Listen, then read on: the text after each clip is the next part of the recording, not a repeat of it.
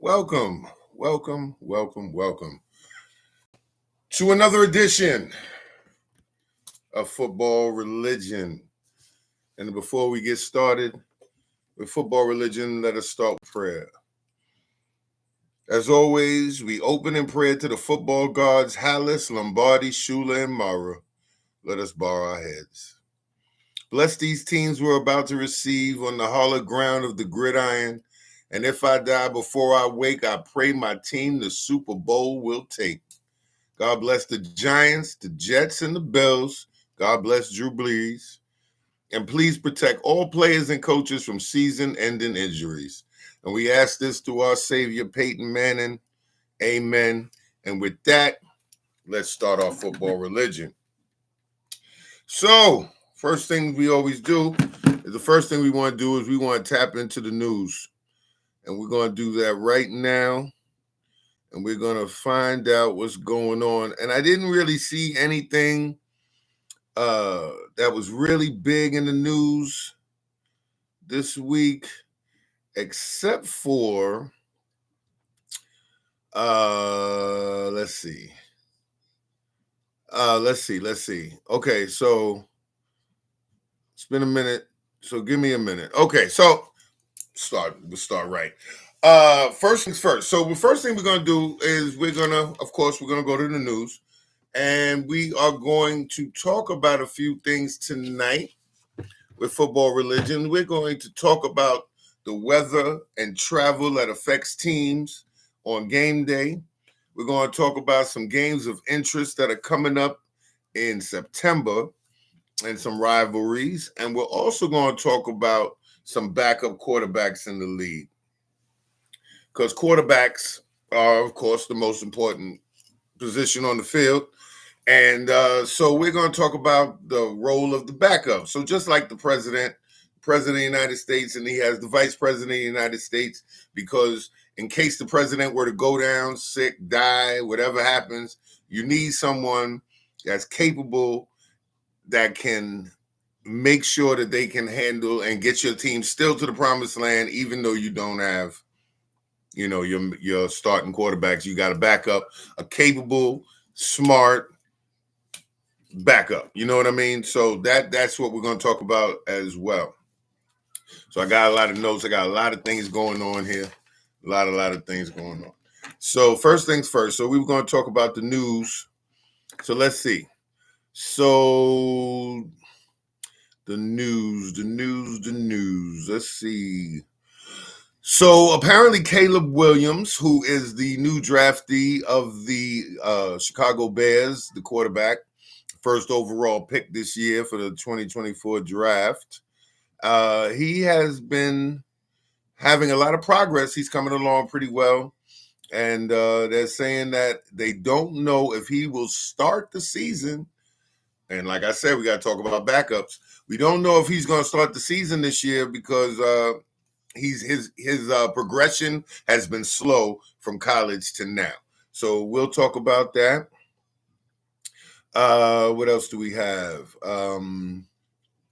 So Jonas Griffith. Okay, this will come up when we talk about games in September and rivalries. So Jonas Griffith is a defensive back for the Broncos, and he said that he's trying to pick off Russell Wilson when Russell Wilson comes to town, and they'll be coming to town in week 2. The Steelers go to the Broncos. They're playing at Mile High Stadium.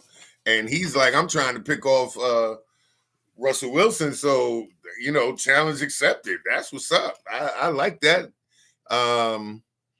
A lot of people are worried about C.J. Stroud having the same success that he did as a rookie. But personally, me, I don't see the exact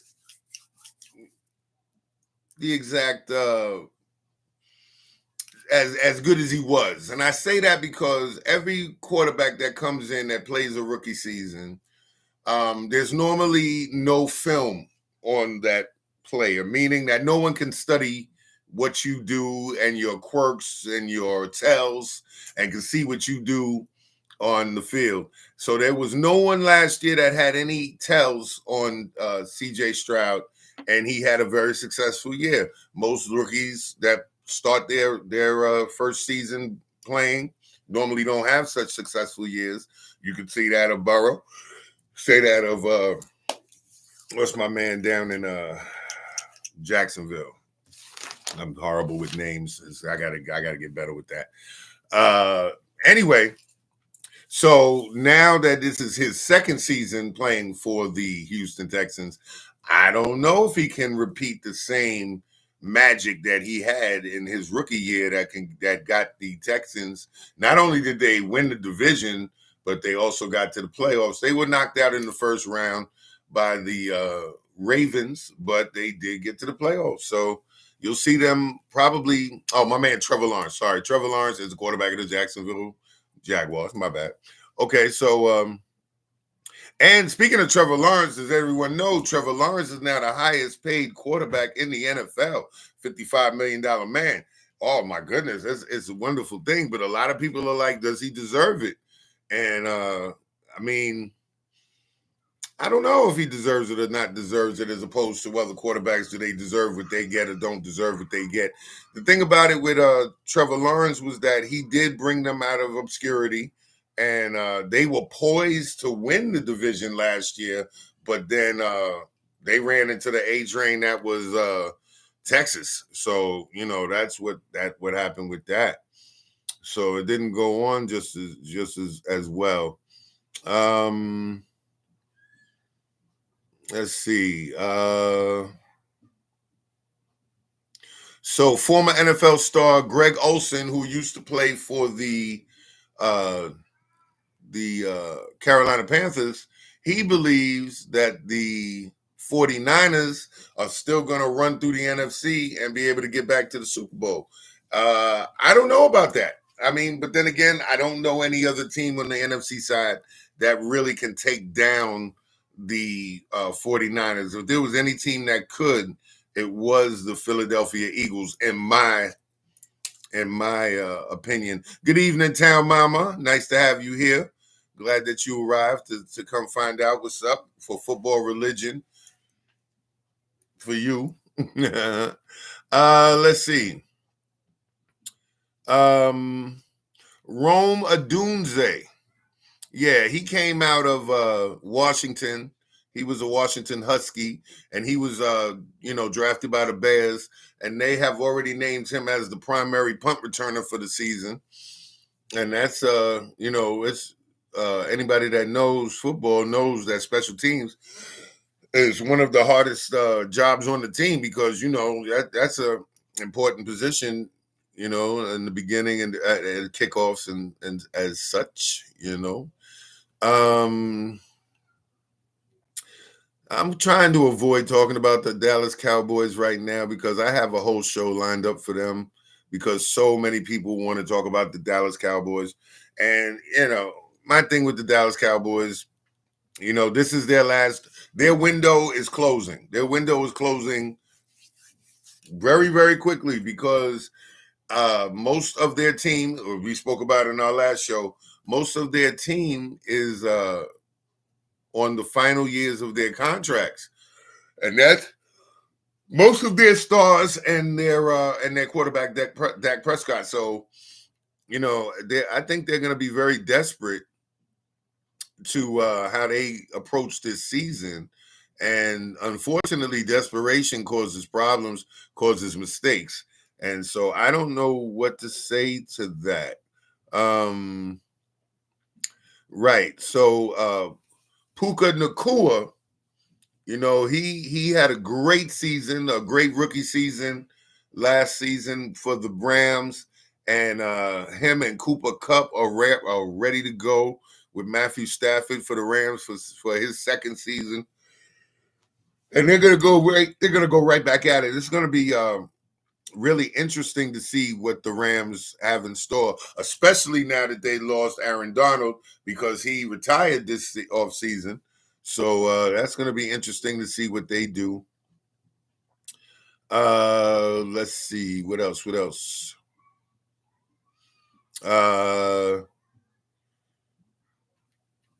So Brock Purdy, he's claiming that this is going to be his season to get his team back to the Super Bowl, and he's trying to really win the Super Bowl, and I'm looking forward to that. Anthony Richardson, the quarterback for the Indianapolis Colts, he was a rookie last year. He is full on go. He ended his season ended early last year on injury. But now Anthony Richardson says he's ready to go, and he's been 100% in training camp. They say he's the first one in and the last one to leave at night. He's going over film, and yeah, he was impressive. So I'm looking forward to seeing what he does in the upcoming season. He plays in he plays in the same division with the Texans, the Jaguars, and the Tennessee Titans because he is an Indianapolis Colt. So I am looking forward to seeing what that does, how that rolls out.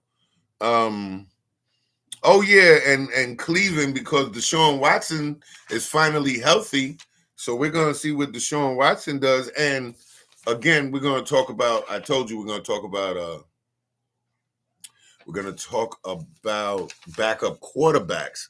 And so I can't wait to tell you of the information that I was in my research this week of who I found out about his backups. It's very interesting, actually. Well, the whole thing is interesting, but that particular team itself is a very interesting situation going on. So other than that, there's no major news going on that I can see. That's gonna really, excuse me, that's gonna really knock anyone's socks off. So we're gonna see. Jacksonville. Okay, so Jacksonville, their city council in Jacksonville has approved a $775 million upgrade for the Jaguar Stadium. That's great. More props to the Jaguars, man. They're gonna have a nice setup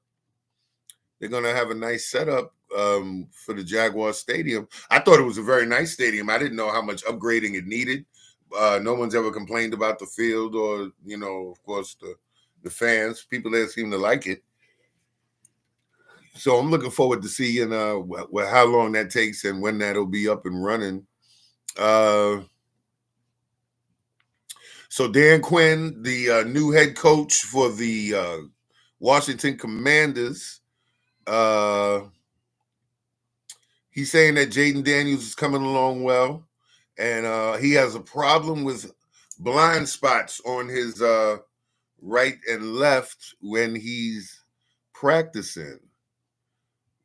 Well, that's interesting. Okay, I didn't see that before, so I'm a little bit that's interesting.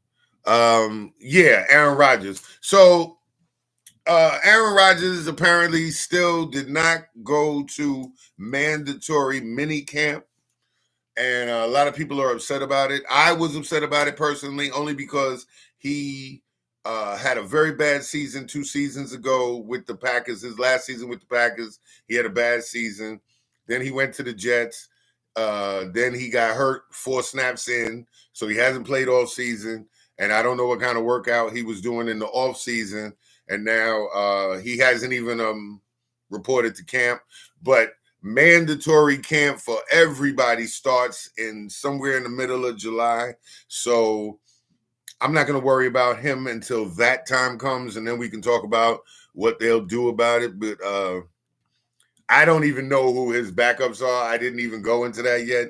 As far as his backups, certain divisions I did backups for. So let's I'll start that with the backup. Well, we're not going to talk about it yet, but I will say that I did the AFC West, the NFC West. I did the NFC South, NFC East, and the AFC North of the backups. So I still got time to go with that. So, like I said, I don't see that much news that's anything that is anything groundbreaking or anything crazy. Oh, okay. Well, the Eagles are saying that they did never expected Saquon Barkley to ever come to the Eagles and play for them. But as a Giants fan, he did leave the Giants and he went to the Eagles. So now not only is he their running back, he is also in my division. So, I'm gonna have to see him twice this season. And all I can do is say I wish him well. But those that know me know I feel a lot different than that. But keeping it professional. Yeah. So yeah, all right. So that's about all I see in the news for today. All right, so that's all I see in the news for today. So let's go into the topics that I had picked. So the first topic we're going to talk about is the weather. When we say the weather, first of all, in doing this research, I found out that there are only 10 stadiums that have that are domes or enclosed stadiums that keep out the snow, the rain, and such.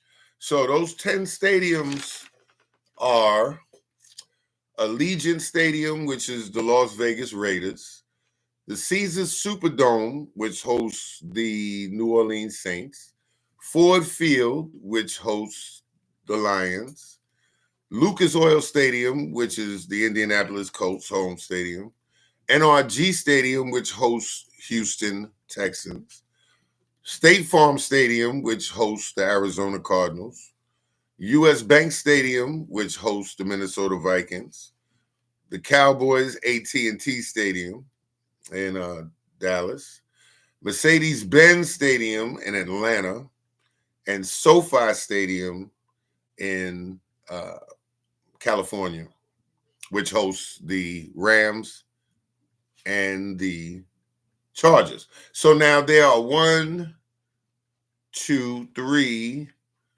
4 AFC stadiums that have domes, and there are 6 NFC stadiums that have domes. And now that's me counting SoFi twice because 2 teams play in the same building. So there's not many stadiums like that. So the reason I brought that up is because of weather, which becomes a concern in November, December, January, into February, with cold weather teams. And so that's all you got, So a team, like I said, a team like the Miami Dolphins, in order for them to be successful in November, December, or January, they need home field advantage. Same with the Jaguars. They need home field advantage. You're playing in that warm climate. Same with the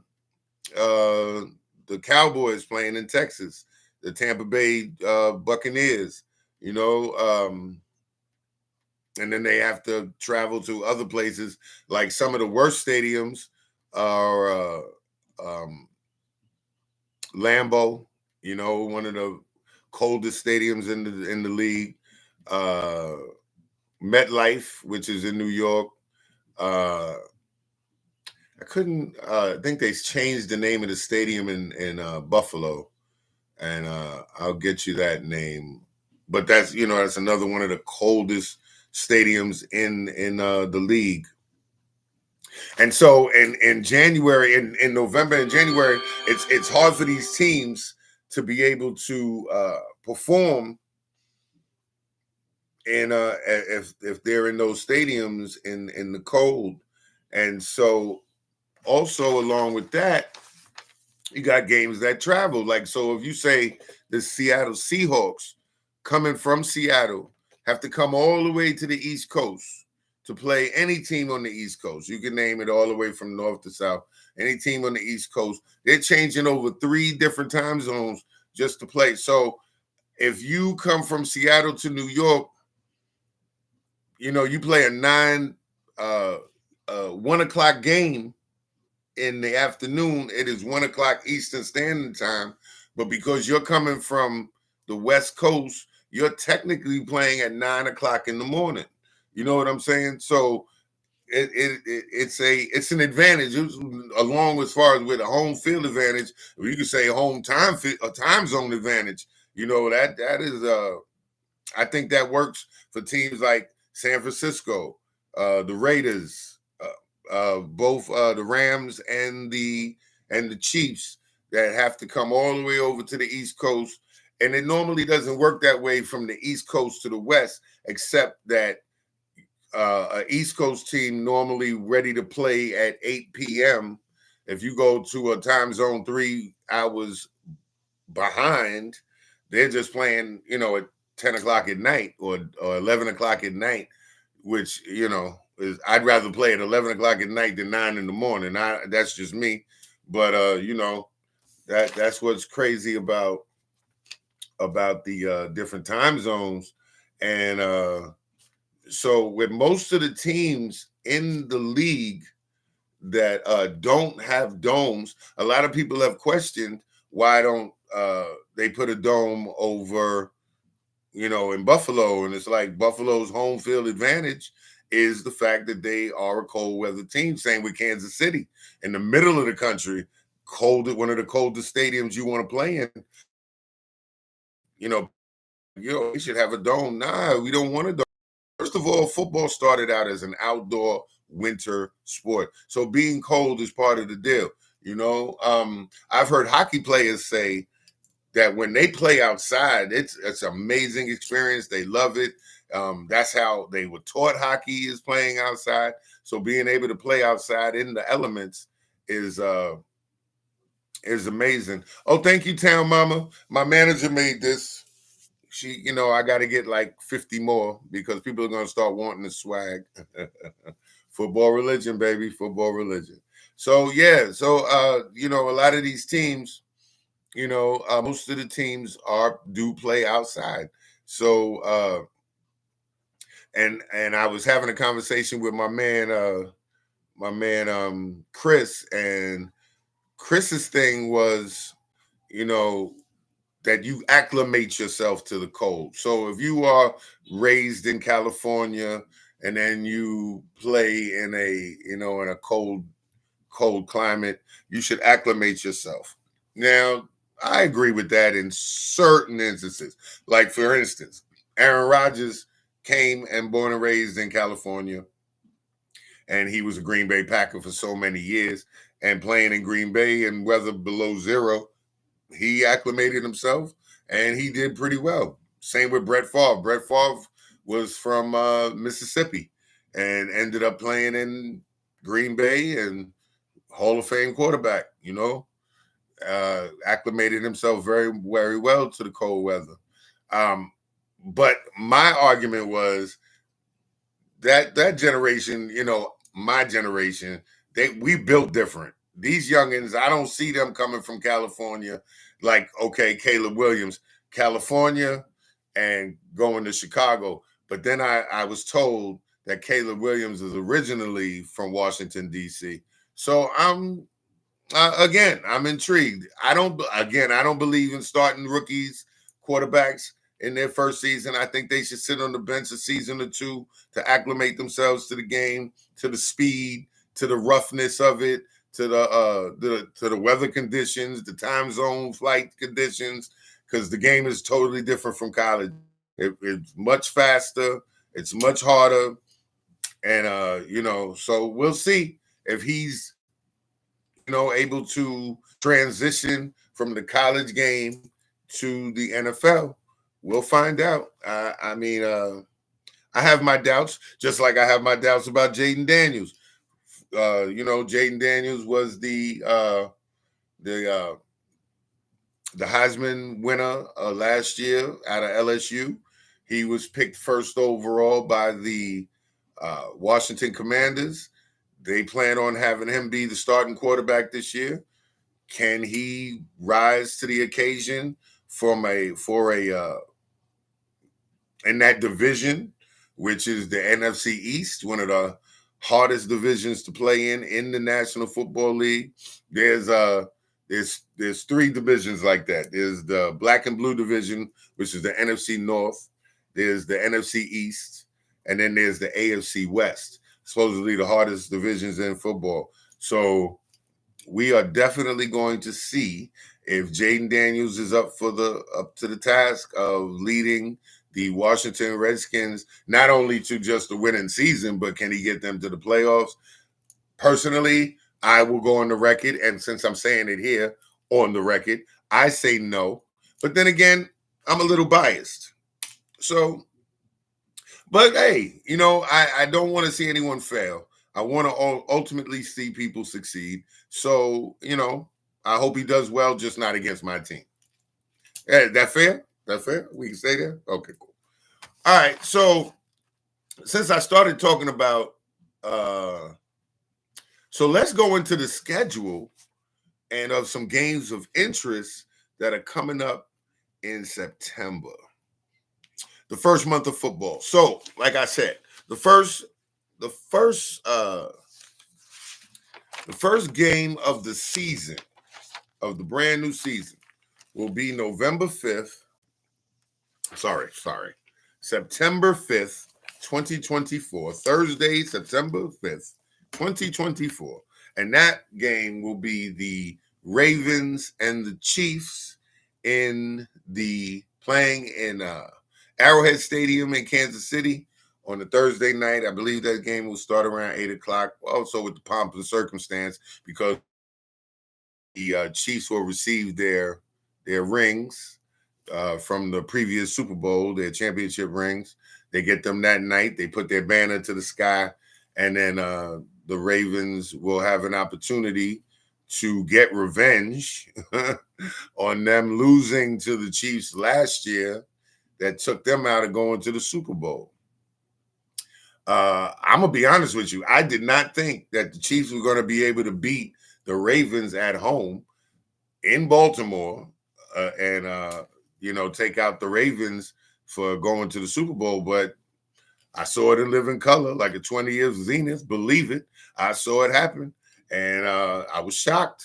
I don't know what changed with the Baltimore game plan, that they did things differently that day, that they didn't go along with their normal, because it looked like they decided to play them a lot differently in the way that game went and transpired. And I don't know if they had full confidence in their quarterback, Lamar Jackson, at the time. I don't know. Just something seemed off with the Ravens, and it translated into them losing their chance to go to the Super Bowl. So I think that the Ravens will be looking for some get back on this game. And so that is a game I am looking for. I'm looking forward to that game. So not only that game, also in week 1, the Commanders are going to Tampa Bay to play the Tampa Bay Bucks. Now, in the recent years, this has become a little rivalry for some reason, and I'll tell you why. So a couple of seasons ago, the matter of fact, the year that Tom Brady won the Super Bowl, the Commanders made it to the playoffs, and they made it to the wild card round of the playoffs. And one of their defensive players on the Commanders started yelling when they won the game, "We want Tom. We want Tom Brady." And I was like, nah, you need to stop yelling that. But my hatred of Tom Brady, I wanted to see Washington win. Unfortunately, it did not happen. It did not happen. The Buccaneers ran roughshod over the Commanders. They ended up in the Super Bowl. They won the Super Bowl. Rest in peace to my man Sean Bennett. That was his team. And they ended up winning the Super Bowl.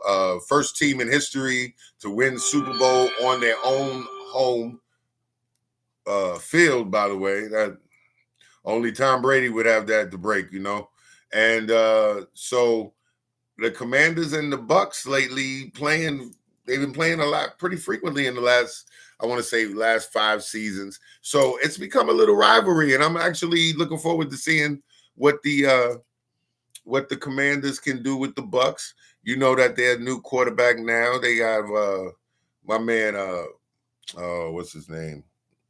Came out of Cleveland. I am so bad. Baker Mayfield. I'm sorry. So Baker Mayfield is their starting quarterback. They signed him to a 2-year deal at the end of last season, I believe. So now Baker Mayfield it's his team, and Jaden Daniels, seeing how that goes down. So I'm actually looking forward to it, and that's going to be their first game of the season for the Bucks and for the Commanders. In week 2. I'll tell you, man, week 2 is interesting too. So in week 2, we have the Bills and the Dolphins. Now, the Bills and the Dolphins are ultimate rivalry. You know, they're in the same division. Last year, the Bills knocked the Miami Dolphins out of contention to win the division, which if they had won the division, they would have had a bye in the first week, which the Bills won the division. They had a bye in their first week, so they didn't have to play the very first week of football. And I might be wrong about that. I might be wrong. I think the only one that actually wins that right is the one who wins the first seed. So that's not true. They ended up playing the Steelers in the first division in the wild card round last year. That is true. Okay. So but the Bills knocked off the Dolphins at the end of the season, and that's why the Dolphins had to go and play the Chiefs in Arrowhead Stadium in under, what was it, 30 below, to go play them last year in Arrowhead, and that did not go their way. So the Dolphins and the Bills, have a nice rivalry. Also, it was interesting I want to say 2 seasons ago, the Buffalo Bills were doing great, and the Buffalo Bills play in cold Buffalo, which usually in September they're down to maybe around 60 degrees, 70 degrees. But in September in Miami, it's no joke hot, and it's very humid, it's very warm, and it's hard for teams to acclimate to that type of heat down in Miami. And the Bills went down there, and they ended up losing, and they didn't necessarily lose to the Dolphins. They lost to the heat and the humidity. And so I hope they are ready this season to deal with that. That's week 2. Are they going to be able to withstand that humidity and the heat to beat the Dolphins in their home stadium? Remember, the Dolphins are used to this heat. They're used to that humidity. Usually it gets as hot as 120 degrees on the field. And if you add in a heat index, you're probably getting close to 130 degrees on the field at game time. That is some tremendous. That's tremendous. And then you're dealing with all the heat. You're dealing with the sweat. You have your pads on, running full strength. I don't know. So it's hard to pick. Normally, when you have this type of game, you want to pick the Dolphins at home for that home field advantage of the heat. But see, now when this happens, normally what happens is the Dolphins end up having to go back to Buffalo to play them later on in the year in November or December, which no one wants to ever see the Buffalo Bills in November or December in Buffalo. It is that cold. It gets that cold, and they get snow drifts of 20 feet up there. It is not a game to play in Buffalo. But so this is week 2. Also in week 2, you got the Steelers going to the Broncos. Now that's a very interesting game because that Russell Wilson just left the Broncos and not on good terms, and he ended up going to the Steelers for this offseason. And the Broncos just got Bo Nix off of just got him in the draft. So I'm curious to see, first of all, who starts for the Broncos, number one. And number 2, if Russell Wilson can get his revenge on how he was treated by the coach up there, by Sean Payton, the head coach of the Broncos. So I'm curious to see how that game goes down, because people are going to be looking for something to happen, and I am too. Actually. So I think that's going to be a good not only a rivalry game, but just it's going to be angry. It's going to be two angry teams going at each other.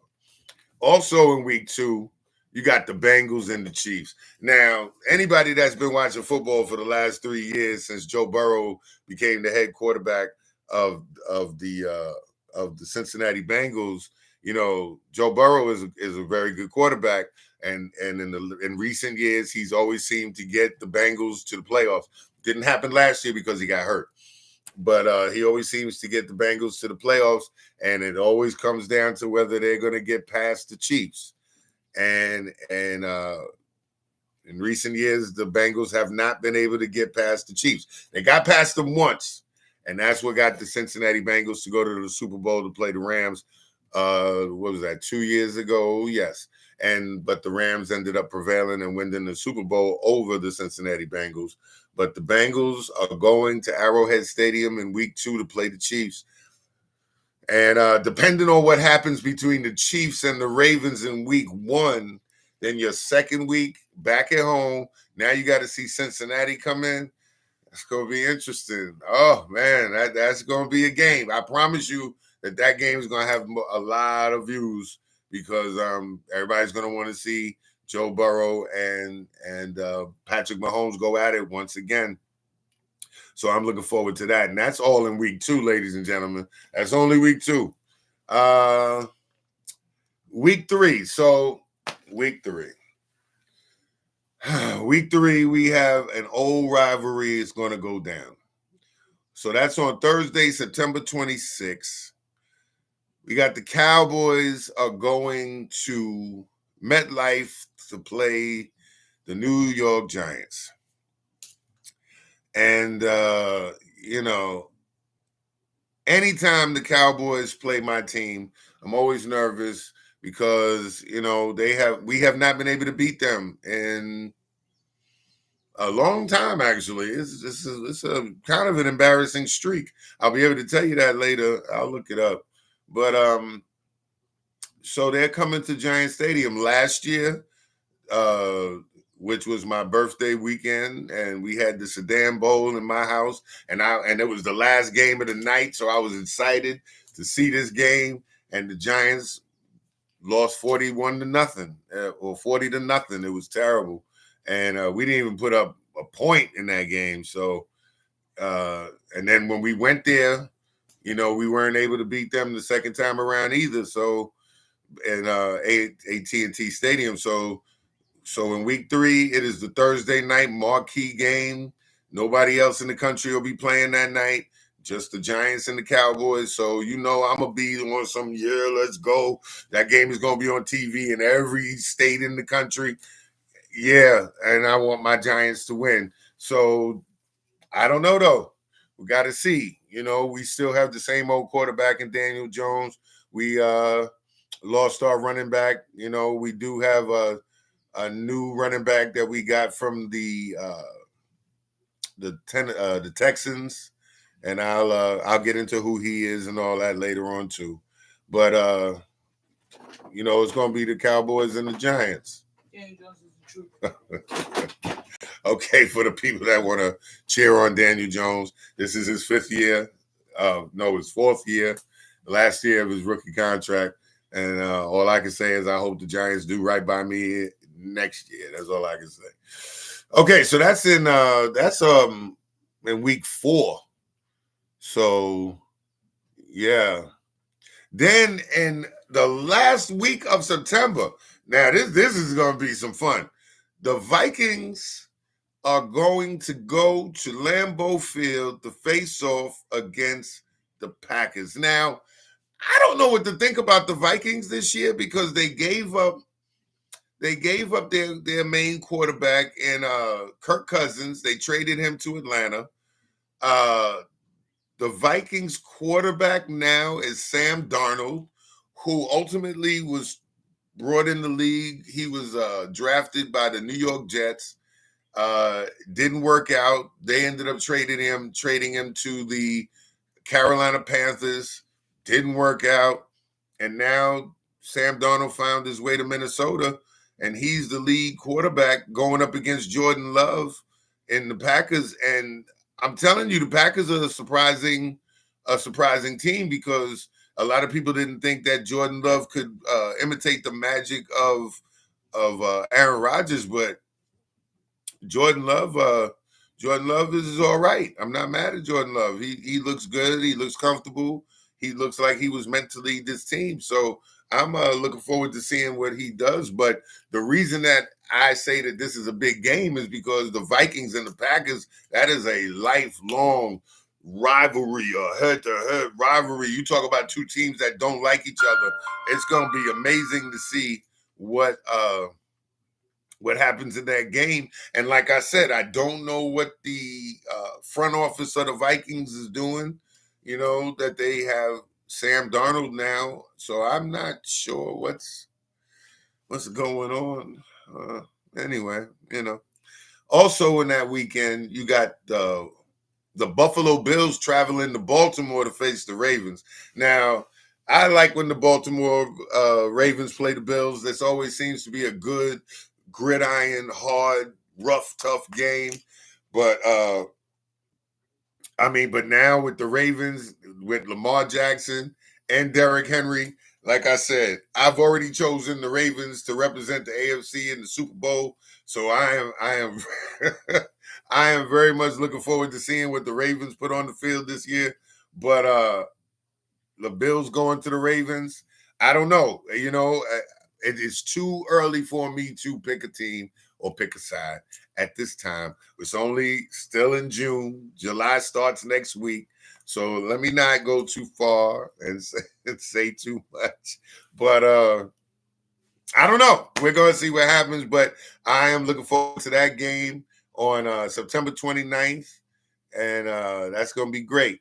Also that day, a new rivalry has come about.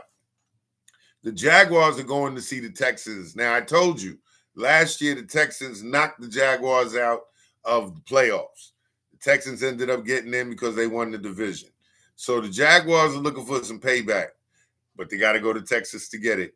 And, of course, C.J. Stroud, Rookie of the Year, coming off of a major, beautiful season. So to see Trevor Lawrence against C.J. Stroud is going to be a massive, game. I'm looking forward to seeing how that goes. Both teams I know that the Texans have done a little, they've gotten some weapons. They traded away some people, like I said, because they traded their running back away to the Giants. So I don't know who their running back is at the moment. But like I said, all in time, I will have all of that information for you.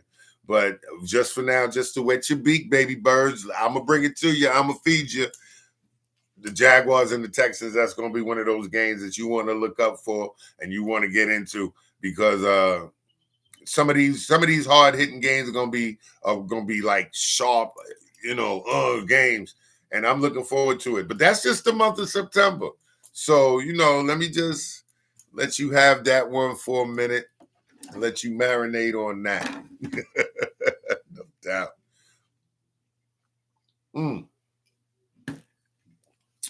Okay, so what I did all my work for. So, backup quarterbacks. Right? So now, like we said, the quarterback is your anchor. He is the man that runs your team. He is the one that controls the ship, that runs the race, that does everything. He is the captain of your airplane, all of that. He's the one that decides what goes on, and he is the one that leads your team to victory. So everybody has to follow that quarterback. They have to have faith in him in the locker room. They have to have faith in him on the field. He is a field general. He is a director of what happens all through the game. So what happens if your director of your ship goes down? What happens when the leader of your battalion goes down? What happens if the president goes down? You got to wait on number 2. You got to see your backup, right? So I've been looking at some of the backup quarterbacks of the NFL, and I'm a little confused because maybe these teams know something about their backups that I don't know. But we have known some of these backups because some of these backup quarterbacks were starting quarterbacks in other locations, but then they failed being good starting quarterbacks in those locations. They ended up being released, waived, traded. So they ended up going to other teams. And now they are not as good as they used to be. Maybe they're a little older, or maybe they went to a team that already has an established starting quarterback. So they end up being backups. So in doing that, I'm going to start with, since we were talking about the Ravens, let's start with the AFC North. And the AFC North in that division, you have the Cincinnati Bengals, you have the Baltimore Ravens, you have the Cleveland Browns, and you have the Pittsburgh Steelers. So in that division, you know who the starting quarterbacks are. So the starting quarterback for the Cincinnati Bengals, you got Joe Burrow out of LSU. He's the man. There's no denying that he is the leader of that ship. And of course, the Baltimore Ravens, you got Lamar Jackson. No denying that is the man that runs the whole ship. He is the man. He is the captain of the whole plane, correct? So let's look at their backups. So in Cincinnati, their backups are a gentleman by the name of Jake Browning. Now, if anybody remembers him, he was a backup last year when Joe Burrow went down. And he was not that bad. He wasn't that bad at all. He's was a Washington Husky, came out of Washington. And Jake Browning, he was pretty good. So I expect him to probably be the established backup again for the 2024 season. But in case he goes down, they have Logan Woodside out of Toledo. And they have Rocky Lombardi out of North Illinois, who is, yes, he is a descendant of Lombardi, the famous coach, which the Lombardi Trophy is named after. He is a descendant of that Lombardi. And so that is what's going on with the Bengals. Now, what really took me aback was the Ravens. So, like we said, we got Lamar Jackson. And then his backup is Josh Johnson out of San Diego State. And then you got Devin Leary out of Kentucky. Now, I know who Devin Leary is because I saw him play at Kentucky. He's actually not that bad. Yes, Vince Lombardi. Yes, that was it. I was thinking somebody else too, but I also know I know Joe Lombardi, who is another son of Vince Lombardi. So, yeah. But, okay, so Devin Leary is the third string out of Kentucky. And then the fourth string is Emory Jones out of the Cincinnati Bearcats. And I don't know. I know who Devin Leary is, but I don't really know who their backups are. So I don't know. I mean, it would take a lot to fill the shoes of Lamar Jackson if he were to go down. You know what I mean? So in Cleveland, the shit show of Cleveland. But, you know, they've been impressive in the last 4 seasons. So, but this year, they got Deshaun Watson finally back healthy, you know, and he's going to be playing Deshaun out of Clemson. You know that. But his backup, they just got Jameis Winston from the Saints. And Jameis is out of Florida State, of course. And then they got Tyler Huntley. Now, Tyler Huntley was Lamar Jackson's backup last year for the Ravens. And Tyler Huntley is out of Utah. And then they have Dorian Thompson-Robinson out of UCLA. He's a rookie. I don't know who he is. I've never seen him play, so I can't say anything about it. And let's see. So the Pittsburgh Steelers, they've traded out Kenny Pickett to the Eagles. and they brought in Russell Wilson from the Broncos because whatever was going on in Denver wasn't working out. So Russell Wilson is now a Pittsburgh Steeler. For those that don't know, I live in North Carolina. So Russell Wilson used to play for the NC State Wolfpack, and then he transferred and he graduated from Wisconsin. So he was a Wisconsin Badger last. And he's going to be the starting quarterback for the Pittsburgh Steelers. And then, of course, they traded in out of the Bears. They traded Justin Fields and got him, and he's out of Ohio State. But, he's played, the last 3 seasons, I want to say, or last 2 seasons for the Chicago Bears. But it wasn't working out there. That's why they got rid of him so they could bring in Caleb Williams. So they got Justin Fields. And then the third string quarterback is Kyle Allen out of Houston. He was pretty good. I saw him play at a few locations. I think I saw him play in Washington, and I also saw him play somewhere else. I can't bring it to mind right now. But Kyle Allen, he's out of Houston, and they got a rookie named John Plumlee, and he's out of UCF, University of Central Florida. So I'm not feeling too like I said, unless these teams know something I don't know, I'm not feeling too I don't have that much faith in these backup quarterbacks, you know what I mean? But I mean, it's what's in the name. We don't know who these people are. Some of these people we know, some of them we don't. So let's go to the NFC North. So the NFC North are the Chicago Bears, the Green Bay Packers, the Minnesota Vikings, and the Detroit Lions. So now here's where this became interesting because, like I said, I know some of these names, and then some of these I don't know. But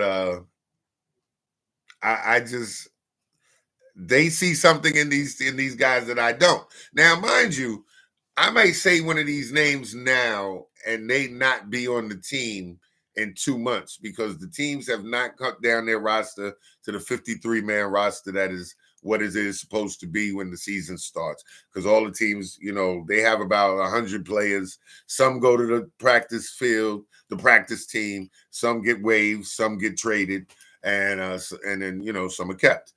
So I might say a name now, and you might not have them anymore. But let's start with the Green Bay Packers. So the Green Bay Packers, we know that their starting quarterback is Jordan Love. And then they have behind Jordan Love, they have Sean Clifford out of Penn State and Michael Pratt out of Tulane. Got to come out of Tulane. So I don't know who these people are. So like I said, maybe there's something about these players. I don't know if they were drafted either. Now, they could be undrafted rookies. They could be, trades. I don't know. I'm just the messenger. Don't kill the messenger. So the Chicago Bears, they got rid of Justin Fields and they traded him to the Steelers. And they did that so that they could get their first round draft pick and Caleb Williams. But his backups are Tyson Bagent, and he's out of Shepherd, West Virginia. I don't even know the school. You feel me? Brett Rippon out of Boise. I know who Brett Rippon is because I knew who his father was, Mark Rippon, who Mark Rippon was the first quarterback to ever play for the fledgling brand new Jacksonville Jaguars when they came into the league in 1995. I didn't have to look that up, ladies and gentlemen. I was there. So yeah, this is the son of Mark Rippon, which is Brett Rippon. Also, Mark Rippon was all around the league. He played a good amount of time with Washington. He played a good amount of time up in Denver as well. But he is his son is out of Boise, Idaho, and he is the third string quarterback for the Chicago Bears. And then they have Austin Reed out of Western Kentucky. I've seen Austin Reed play, caught a couple of his games last year or the year before, and nothing spectacular, but he's capable. You know what I mean? Definitely a capable quarterback. The Minnesota Vikings. Now, see, here's where everything with me goes left.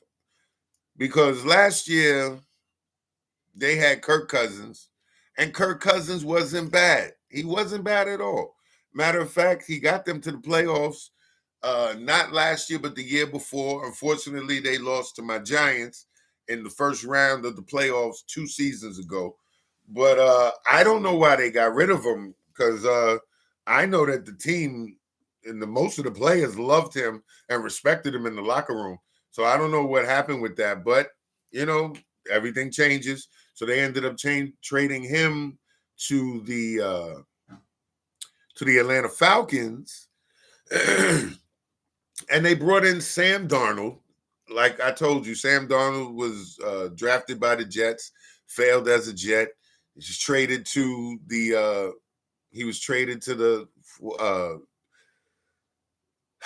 the Carolina Panthers. He failed there for a quick hot minute, maybe a couple of weeks. He was traded as a 49er.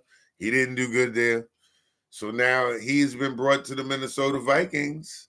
And at this point right now, he's the first string quarterback. I don't know. Like I said, maybe there's something they know. I don't know. His backup is Nick Mullins out of Southern Mississippi. Now, if anybody knows who he is, Nick Mullins was the backup to Jimmy Garoppolo for the 49ers in San Francisco. That was maybe as far back as 4 or 5 seasons ago. And then he ended up here. And then behind him, they have a rookie by the name of Jaron Hall out of BYU. And anytime I ever see a BYU quarterback, I always got to watch and learn, because BYU quarterbacks most of the time are awesome athletes, and most of them go on to win Super Bowls, or they go on to the Hall of Fame. You go ahead and look up who was a player or quarterback out of BYU in the past, and you'll find, I want to say, 3 Super Bowl winners and 3 Hall of Famers that I can just name off the top of my head. So there may be more. But BYU is a quarterback college. It's what it's known for. Then the Detroit Lions. Now, the Detroit Lions, they had Matthew Stafford. They traded him away to the LA Rams, and they got Jared Goff, and Jared Goff has been spectacular for that team. He got that team to their playoffs to get them to their first NFC Championship game in over 30 years. Yeah, I'm definitely a fan of the Lions. I like watching them play. I'm happy for their success. And I like their backups. So if Jared Goff were to go down today, they have a backup in Hendon Hooker. Hendon Hooker was the man in Tennessee. Peyton Manning was praising this man at Tennessee. He was amazing. He's a little older. He's also a little wiser. So if Jared Goff goes down, they got Hendon Hooker, man. I'm happy for him. As a matter of fact, I'm sorry that he has to be a backup, because I would like to see Hendon Hooker maybe go to the Giants and be a starting quarterback. He's actually that good. I really would like to see him start somewhere. And their third string is Nate Sudfeld out of Indiana. I don't really know who he is. Again, he's a rookie. So, am I going to watch the debate tonight? No.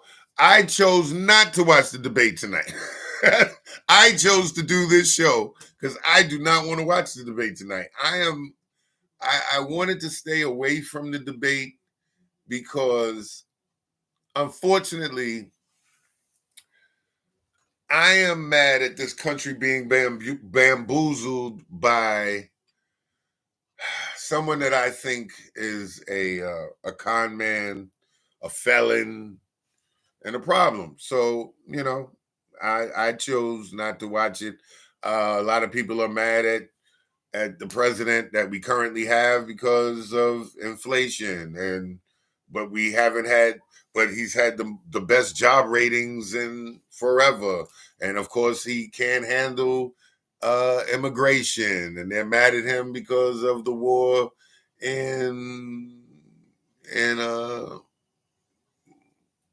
Gaza and Israel, and of course what's going on in the Ukraine. So I mean, what are these two old guys going to talk about? I personally want who I want, but I'm not going to talk about no politics. We're going to stick to football, what I know. All right, so this is just an idea of what's going on. Oh, now these are some interesting ones too. You might like these. Okay, so let's go on to the AFC West. The AFC West comprise themselves of the Super Bowl champion Kansas City Chiefs. They have the Oakland Raiders, they have the LA Chargers, and they have the Denver Broncos. So I was really curious. I said, okay, Kansas City Chiefs, they got Patrick Mahomes, and he running everything. A couple of years ago, he had Alex Jones as his backup. And I forget who his backup was after that, but I liked him too. He was really good. As a matter of fact, he just retired, I believe last season he retired, who his backup was. So I was curious to see who Patrick Mahomes' backup was this year. And come to find out that his backup is Carson Wentz. Now, anybody that knows who Carson Wentz at one point was the rookie of the year. He was the man for the Eagles. He was amazing. And then he ended up in Washington for a season, and he ended up in Indianapolis for a season, but he had not found a proper home, and a lot of people don't really believe in him. Carson Wentz is out of North Dakota State University. I don't know. So he is the second string quarterback for the Kansas City Chiefs now, and I hope he does good.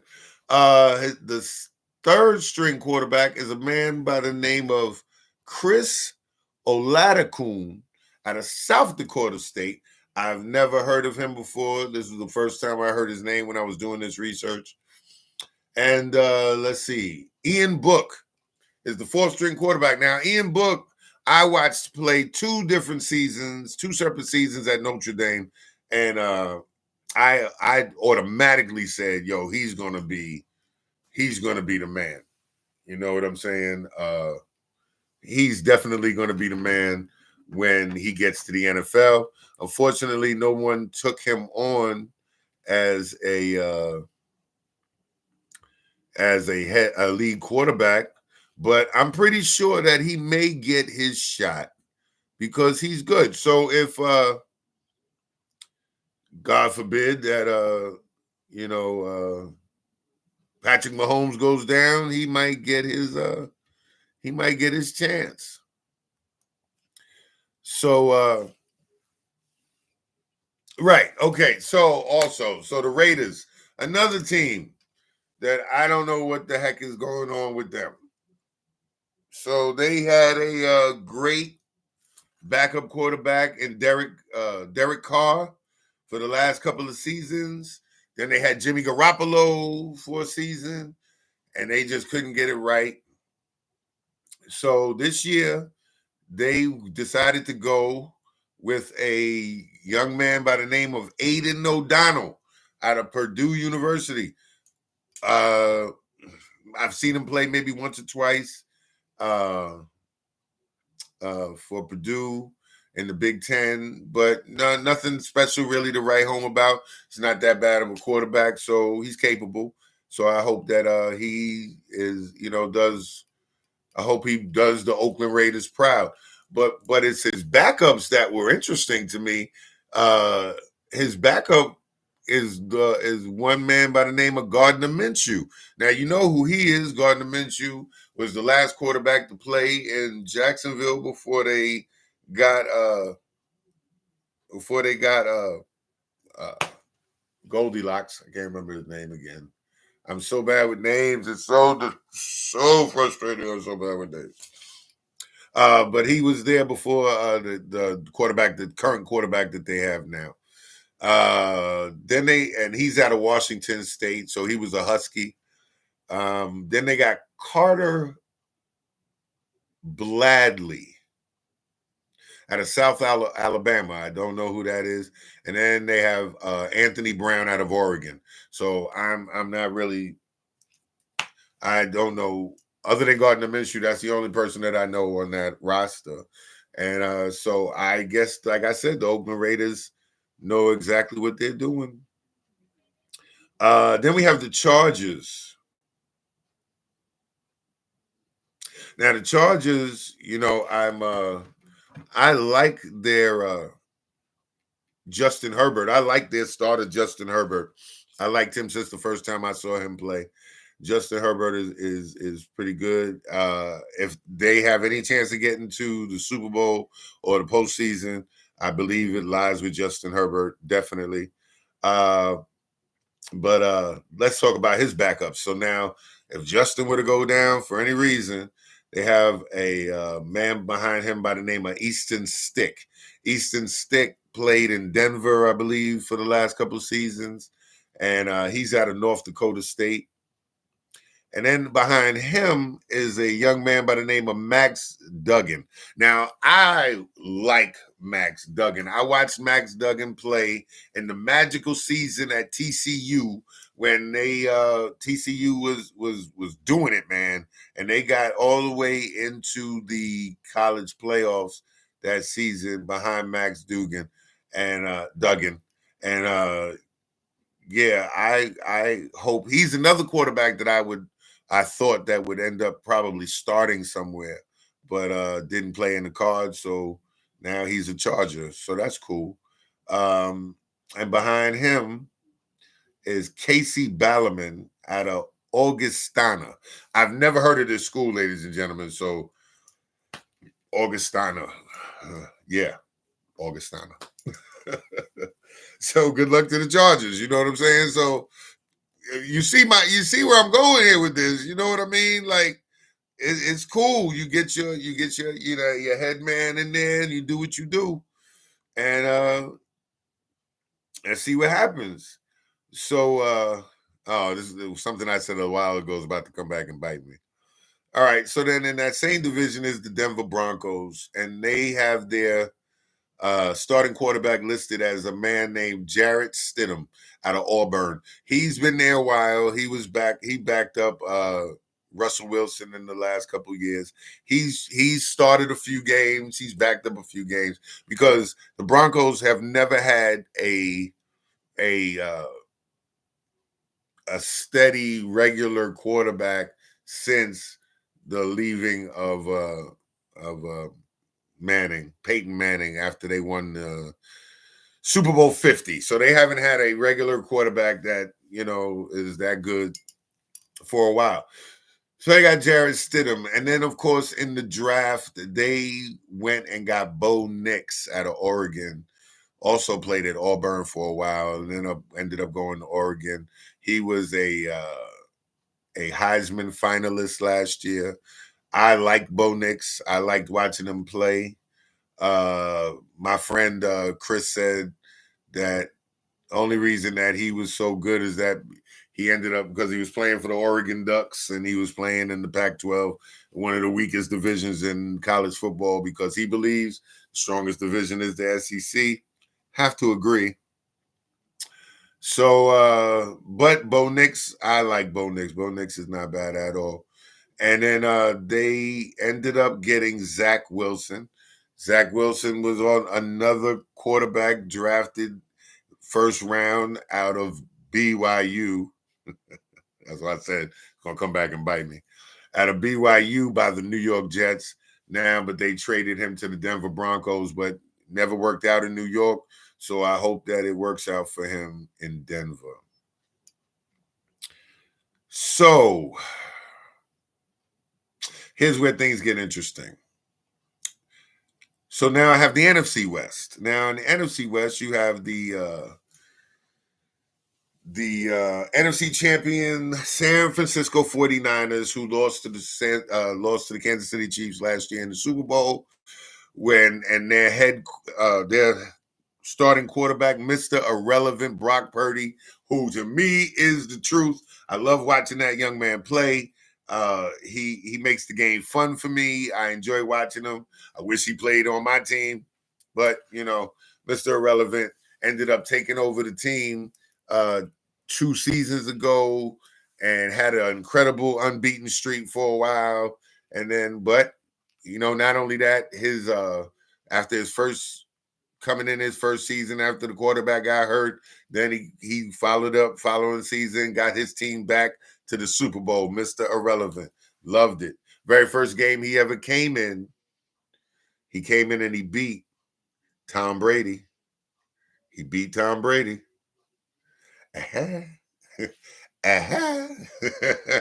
So I like that man. I like Brock Purdy, and his backups are Joshua Dobbs, who is supposedly this super genius, and he came out of Tennessee, but he's not a bad quarterback as well. He played for Arizona, and then he ended up going across the country and started for Minnesota for a little bit. And I thought he'd end up being a starter somewhere, but he took him on the 49ers, so that's cool. Behind him, they got Brandon Allen out of Arkansas, who I don't know, but he was a Razorback, played in the SEC. Maybe he's pretty good. And then they have Tanner Mordecai out of Wisconsin.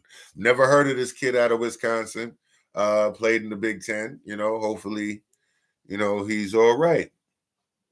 Then you have the Seattle Seahawks, and they have Geno Smith.